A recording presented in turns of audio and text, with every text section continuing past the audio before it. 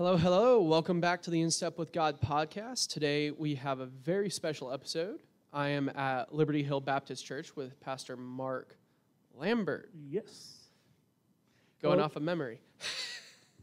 Tonight we're doing a Q&A later on this evening, and I came down a little bit earlier from Dallas to Moody, Texas to talk with him about, kind of just what are the differences between apologetics in kind of this practice of building other believers up versus how we usually see it from individuals like Frank Turek and others, where it's about how do we reach somebody with logic and arguments. But before we get into that, I just want to give Mark a space to kind of introduce himself and kind of, some of the history behind the space that we're in today. Okay. My name is Mark Lambert. I'm pastor here at Liberty Hill Baptist Church.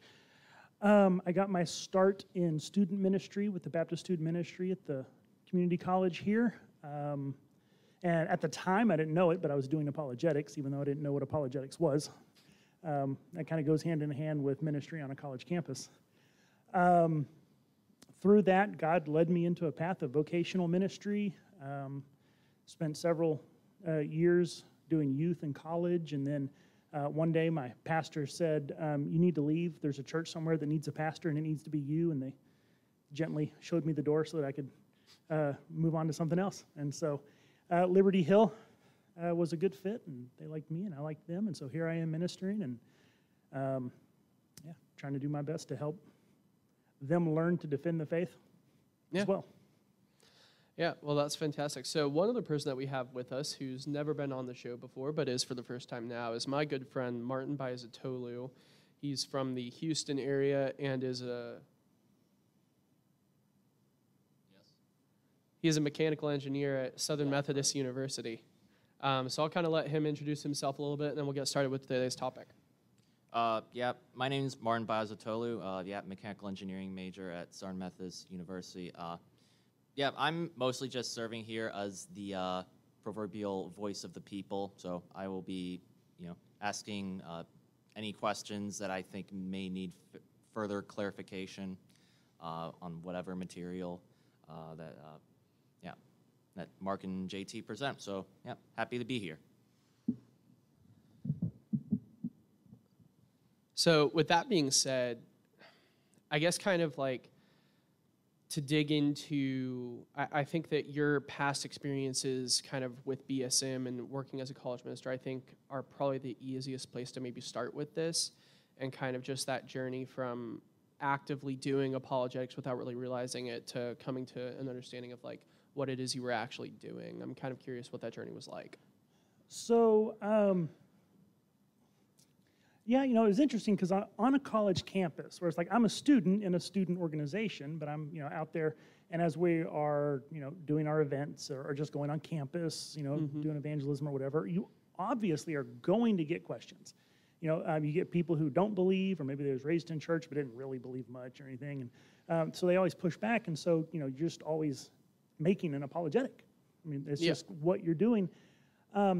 But then, as I moved into youth ministry especially, and then, as a youth minister, you start hearing all the statistics about how many kids are leaving the church every year and all this kind of stuff. And so it's like, we need to equip them to be able to defend their faith. And so that's actually when I kind of discovered apologetics proper and realized, oh, hey, there's a name to this thing, and actually started studying apologetics material. But then in a church setting, as I'm teaching it, the reason I'm teaching it shifted from trying to get people who are outside of the church to properly understand why they need the gospel, shifted over to helping people who are in the church to think about why they believe. An interesting thing I related to, I used to tutor. Side job in college to make some money. 90% of what a tutor does has nothing to do with the subject material. It's study methods, it's learning processes, you figure out, is this person auditory learner, kinetic learner, that kind of thing, and you adjust how they study and what they do accordingly. A lot of what I've seen in the church You can teach all kinds of material, but if people don't actually know how to process it and think about it, then you hit a big roadblock. Mm-hmm. And so, as the years have gone on, I've actually been discovering that more and more, what I'm needing to focus on is how to think about things, not so much just the information. Yeah. Yeah, and that's been in a lot of ways, I think that's been kind of my experience at SMU. I've been kind of in the college ministry and youth ministry scene for about, God, almost 3 years now. Feels like longer, but it's only been 3 years. And so a large part of that has kind of been dealing with students who have a foundation of their faith, but if you start poking and prodding, it's they believe in Jesus, they have faith, but they couldn't tell you the first reason why. Yeah. It's like, and in certain ways, this is a good thing. You know, there is kind of this grace of God in the fact that you can be a believer and just know that you know that you know. Like, there's just something in you that can't not believe. And that's a grace of God, and that's a beautiful thing to witness and see. Unfortunately,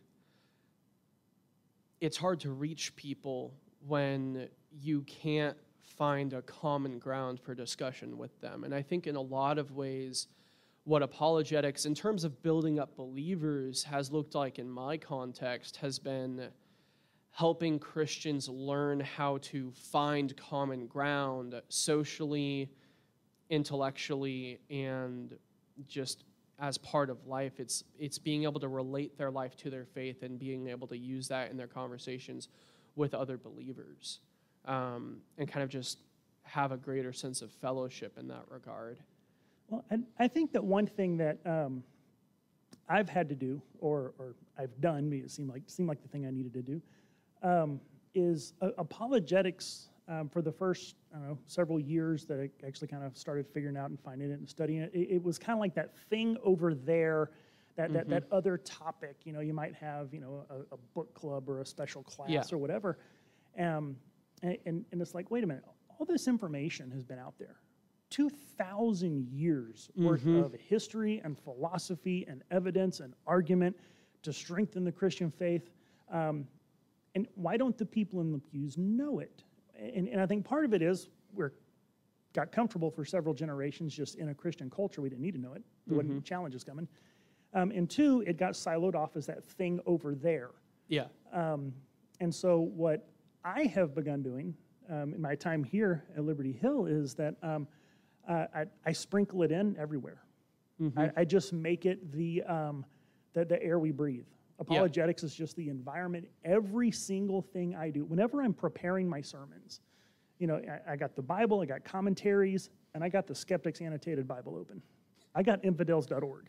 Yeah. I've got, I go to the places where they're making the challenges so that while I'm preaching, I also throw out, oh, well, here's this, and here's the answer to it, and then, so that in the midst of all of the just exposition and application for life, they're also seeing, oh, there's answers to this. Yeah. There's answers to this. Oh, there's a contradiction. Well, actually, no, there's an answer to that. Yeah. And so that over and over again, every Sunday, every Wednesday, that constantly is just seeing, hey, here's why this is true. Here's the answer for this. That kind of thing. Yeah, no, honestly, that's so different from what you usually see in most churches. And as young as I am, that's a rarity to see.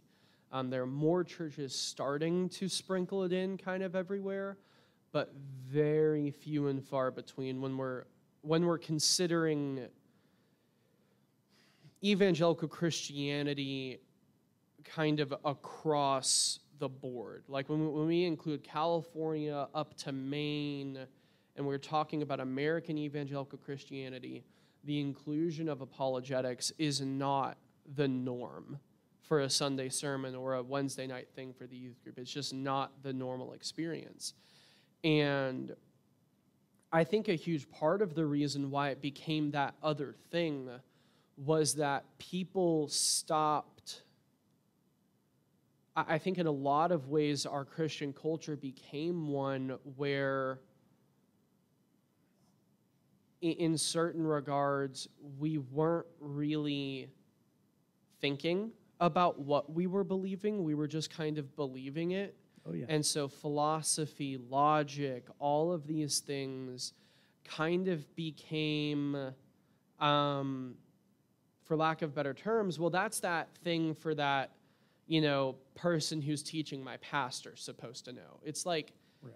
it's this thing where it's like, if you're going to be a pastor, yeah, you should probably learn it, but your congregation doesn't really need it. That seems to have been the attitude, again, kind of like looking with hindsight being 2020.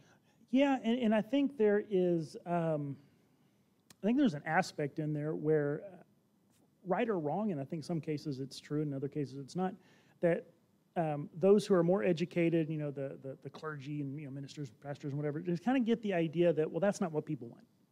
That's not what they're interested in, so we're going to hear.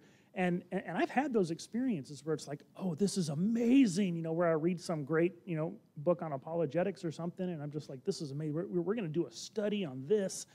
And, it's like first week, it's like half the church is there, and it's great. And then by like week 3 or 4, you got like 5 people.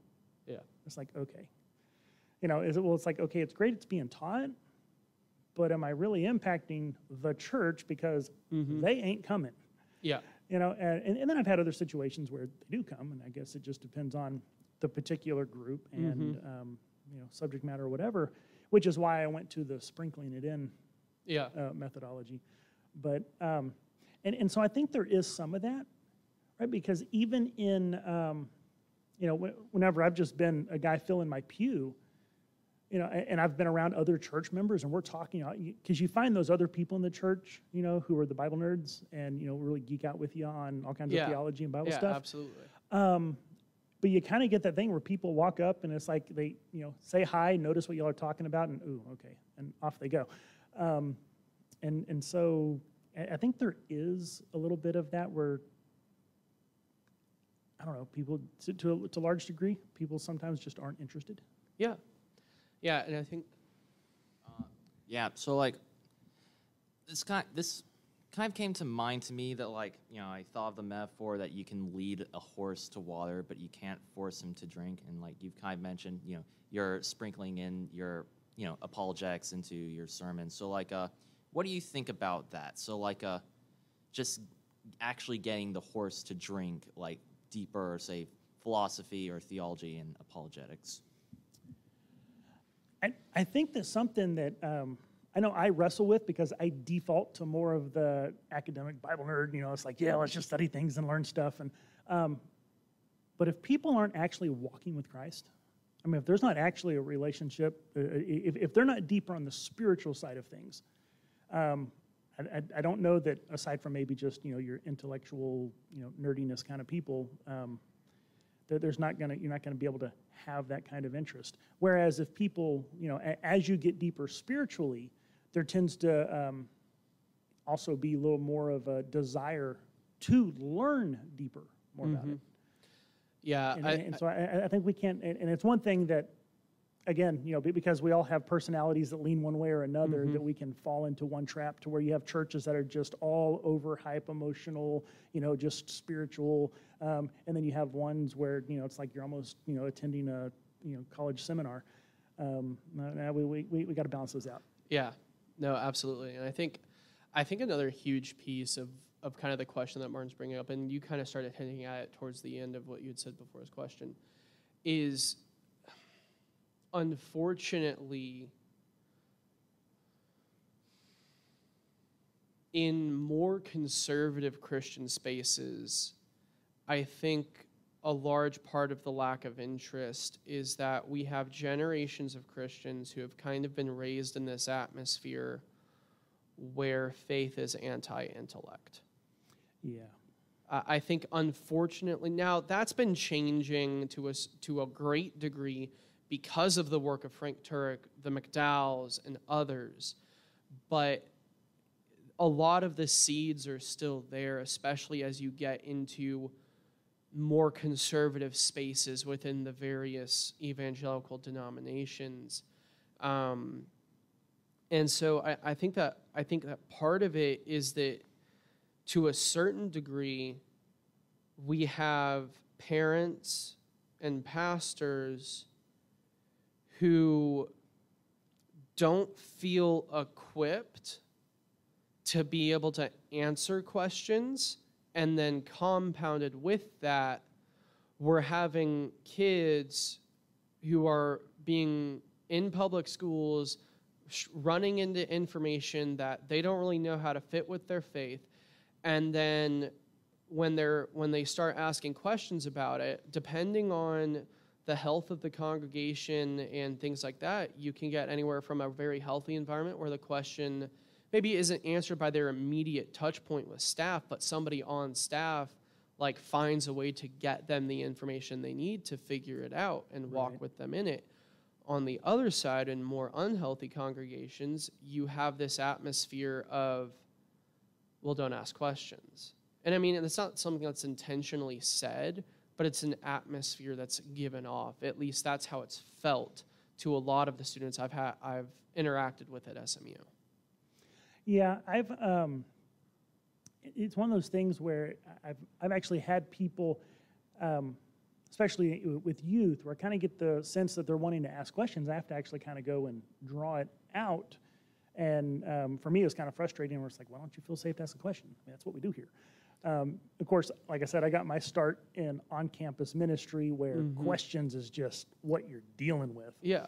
And so it actually kind of strikes me a little odd being around pastors or ministers who don't do apologetics. Like, I don't know how I could possibly envision myself doing this job without apologetics being a part of it.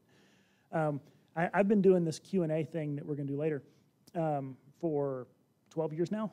Started out with youth, and at the time, the town I was in, the churches were all real good, buddy, and, there wasn't a competition thing, work together and collaborate on stuff all the time.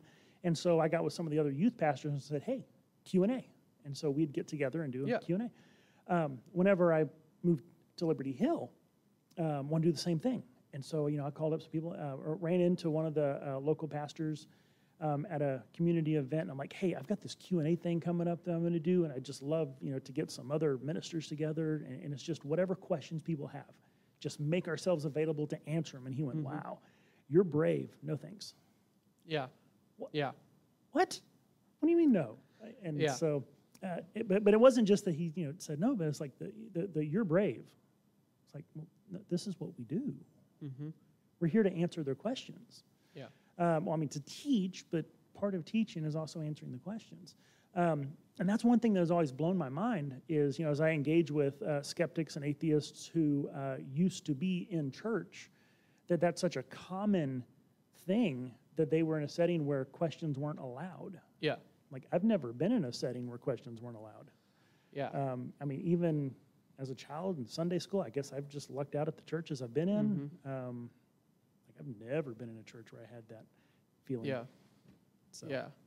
No, 100%. And to kind of shift into a little bit more, because this is honestly, we've been kind of giving background to kind of a lot of our experiences and kind of the way that we've been approaching kind of this field and using it in ministry. So I'm kind of going to shift gears to kind of the core of kind of the topic that we set aside for this time.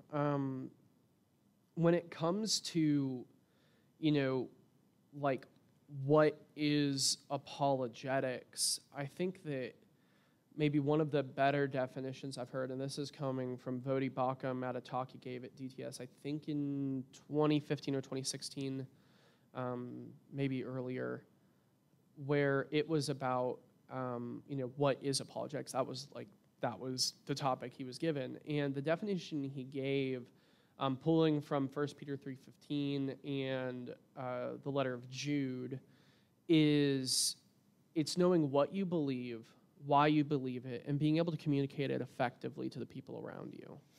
And while I think that that's a very serviceable definition in terms of just life application, I think that there is this broader range of apologetics encompasses, the health of our churches. It encompasses all of Christianity, because when 1 Peter 3:15 is talking about being able to give a reason for the hope that you have, there are so many touch points where, because of Christ, we're able to have hope. That shows up in our communities, that shows up in our personal lives, that shows up in our devotional lives. And so there's any number of contexts where those kinds of questions can come up. And so, at least for me, when I think about, what is apologetics, I think of Voddie's definition, and then I think about, well, it's not just what I believe about Jesus, why I believe that about Jesus, and being able to communicate that. That's been the predominant understanding of apologetics and application for a long time. I think it's much broader. It's being able to have a relationship with somebody and being able to communicate how my faith is interacting with my entire life and how I'm able to have joy. Yeah, I think that would be a very powerful apologetic, that it's not, oh, here's some information and here's why it's right. But no, this is my life. And here's, So yeah, I think there's that for sure in there. One thing that struck me when you're given the definition is from the way I approach it, I can almost leave off that third part, know what you believe, why you believe it, and be able to. Well, I mean, it's great to be able to, but as far as like apologetics as discipleship, as William Lane Craig points out, there's knowing and there's showing, two different things. And as a pastor, I'm more interested in, maybe not more interested in, but I'm focused more on them knowing. And then we can talk about how to show. Yeah. But I definitely want them to know. And I have no idea what I was about to say. Okay, talk so there's not dead air. Okay. That's part of it. I think that, kind of responding to that a little bit, I think I can agree in certain regards, but I also think of 2 Timothy 2:2, where Paul is talking to Timothy, and what he's basically doing is he's saying, look, all of these things that I have entrusted to you, I am trusting that you are then in turn going to entrust it to men who will teach it to others also. And so you have this from Christ 3 generations of discipleship. And I think for me, that tends to be how I think about that third part of the definition I gave, is that whether you're talking about evangelism or discipleship, that third piece is an application, because either you're being able to communicate it to the non-believers or people of other religions, or you're able to turn around what you're being given and entrust it to other Christians in your life. Yeah, no, you're right. I automatically went to the evangelism angle, because for so many people, apologetics is synonymous with evangelism, and so that's just... I mean, that's part of the reason why we're having this conversation. Right. And so, sadly, that's automatically where my mind went about the being able to communicate it was, in an evangelism context. But no, absolutely in discipleship context, right? So someone you're teaching, someone that you've got under your wing, someone you're mentoring, you got to be able to tell them why. Yeah. So yeah, absolutely. Sorry. Yeah, no worries. I mean, this is exactly why we're talking. Now, one thing that has got me, and I had been getting burned out with talking with skeptics because it's so repetitive. And sorry for any skeptics that might hear this. I'm not trying to be offensive. But where I've kind of shifted, I've been thinking, okay, so I as a pastor, right, and as a youth pastor, remember it was always, the kids are leaving the church. How do we keep them from leaving the church? And so I've really been looking into, okay, well, why did they leave? Yeah. And I've got a friend, his name's Joel Furchess. He's training is in psychology, and he's going after his PhD in behavioral analysis, and he's focusing on deconversion and why people deconvert. And so he's got his research and stuff is really neat. And so because it's like, okay, what are the reasons that people give? And whenever you look at the reasons that they give, they're usually things that you go, what, you left the church because of that? Yeah. It's, I saw no evidence for God. Well, no, hold on a second, back up. Because there is evidence for God. Mm-hmm. Or it's, I was told that, and then fill in the blank with some obnoxious fringe, almost cultish teaching. It's like, Yeah. okay, that's not what the Bible teaches. That's not. And so it's like, okay, so what's the actual process going on in someone's mind? Mm-hmm. And how do you shore up against that? Yeah. Which gets back to what I was saying earlier about teaching people how to think about things. Mm-hmm. Because I think so often, and one thing I've tried to say to my congregation fairly often is people address their doubts, or rather, they stand on their doubts and they address things that should be more sure, standing from a point of doubting, rather than standing on what they should be sure about and addressing their questions and doubts. Yeah. I'll do my best to keep academic jargon to a minimum in my response to this, but I think it's very important to kind of toss some terms out that people can kind of start looking into in their own time. Because this is something I should have mentioned in my background. A huge part of what I've done at SMU over the past year is equipping Christians who are academically oriented to be able to research material for themselves, regardless of the background that they have. Martin can attest to some of the work that's happened in that space.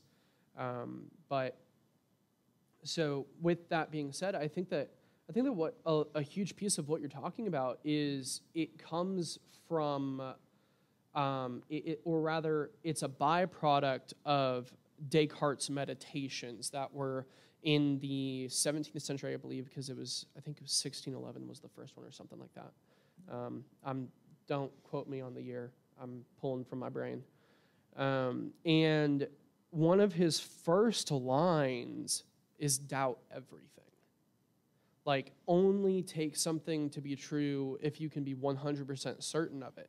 Yeah. And I think that, in reality, when we look at the Bible, when we look at the ancient church, which is where a lot of my interest and emphasis is personally, it's this idea of you stand on what is certain because God has put it in place and revealed it in Scripture. And then you use that information to then say, well, what do I know about the world that isn't true because of what God has said? And this is called it's basically building a negative image of other things if you're not given explicitly what it is in Scripture. So a really good example is when somebody says, well, I love Jesus, I'm like, well, who do you mean by Jesus?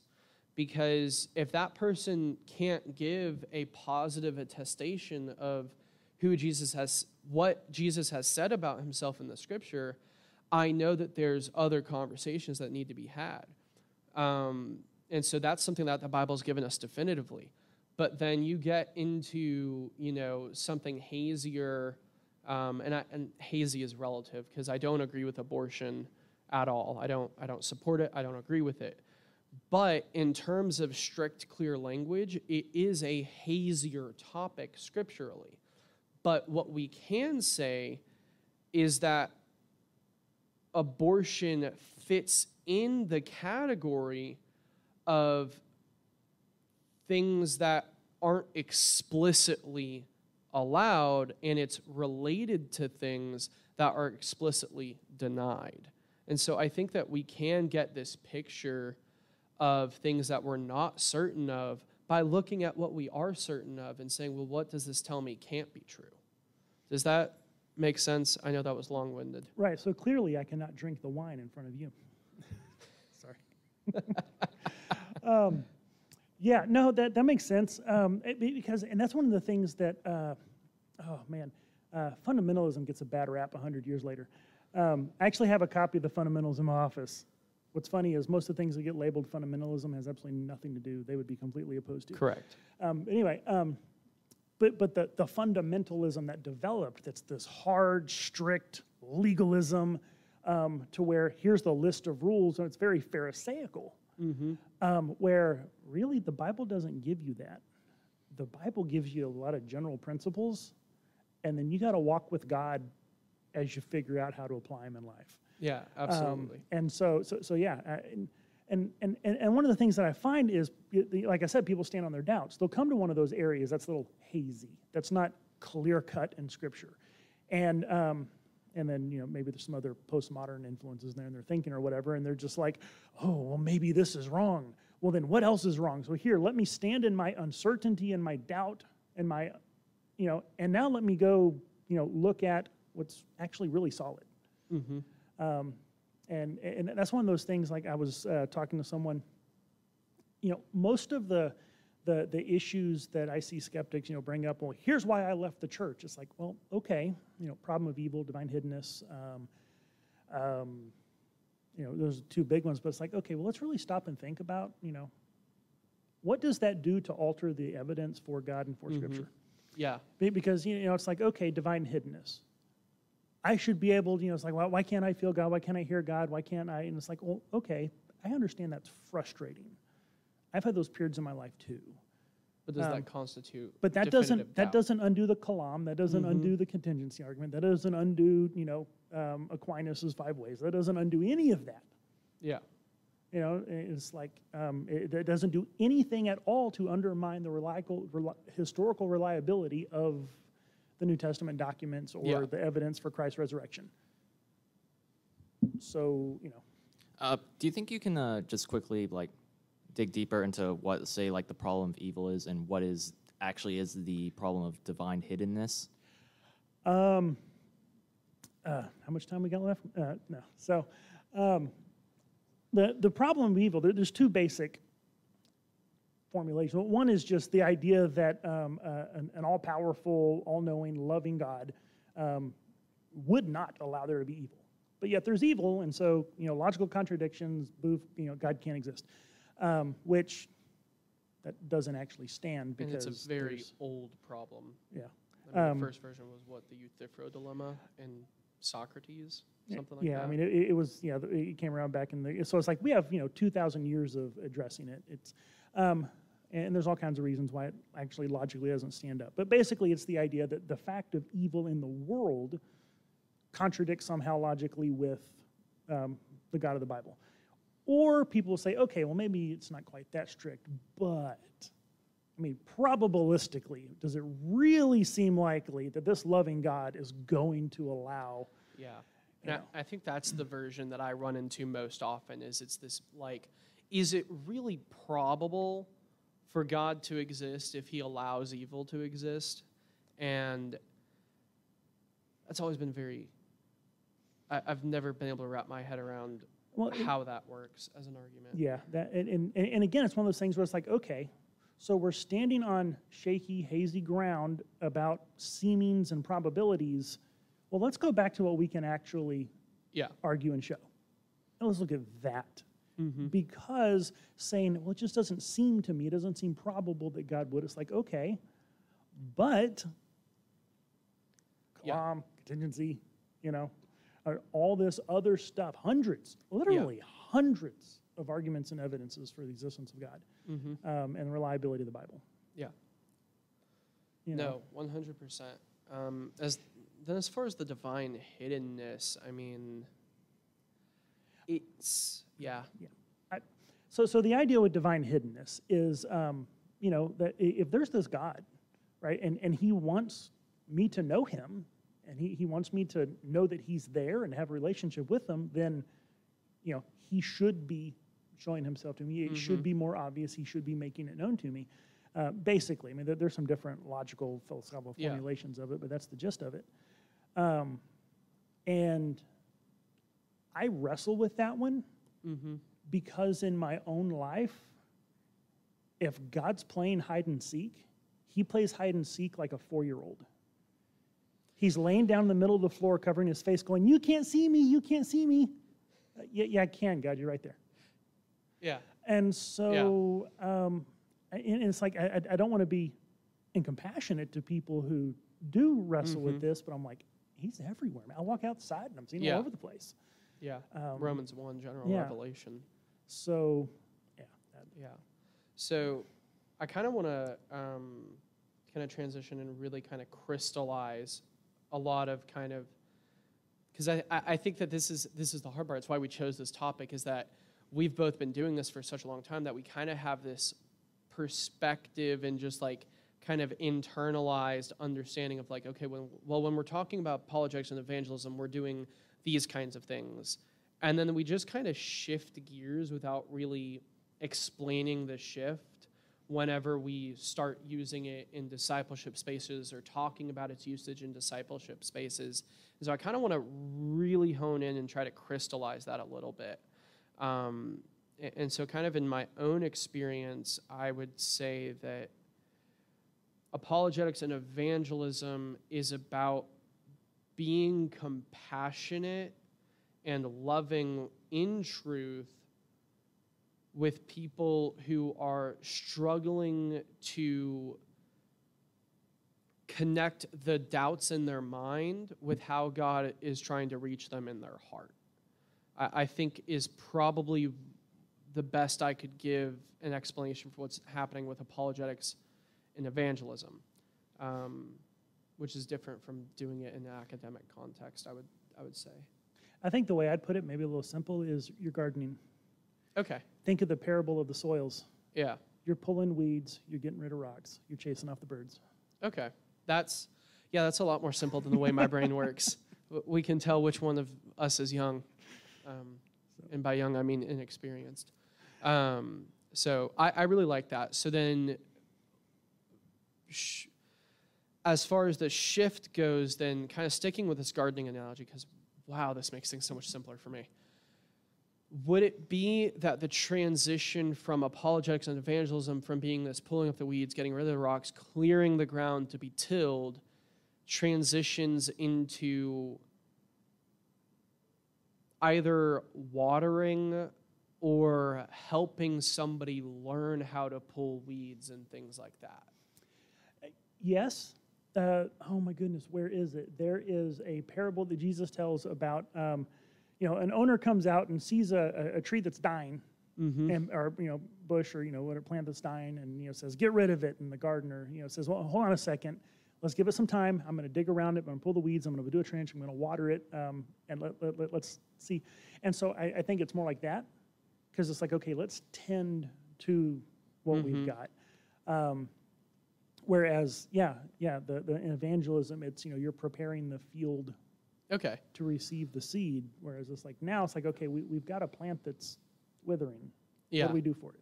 So kind of in that regard, kind of turning to the sheep metaphor that we find all throughout Scripture, I think in regards to discipleship, I think the transition is, rather than kind of looking and trying to find the lost sheep in apologetics for evangelism, right? I think that's another way of looking at it.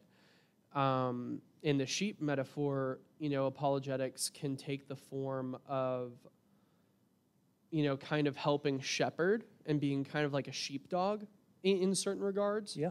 But at the same time, also kind of operating as a veterinarian and kind of like helping tend to the wounded sheep and making sure that they're coming to Christ, that they're putting themselves before God for healing and various things.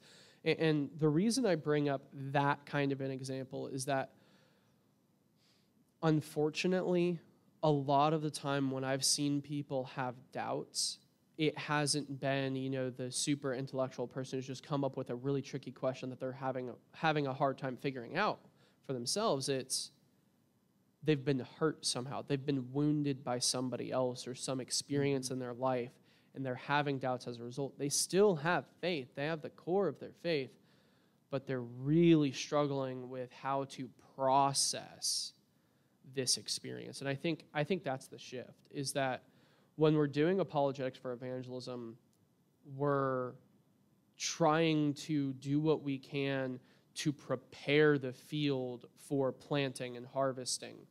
Whereas when we're dealing with apologetics and discipleship, we're dealing with helping people.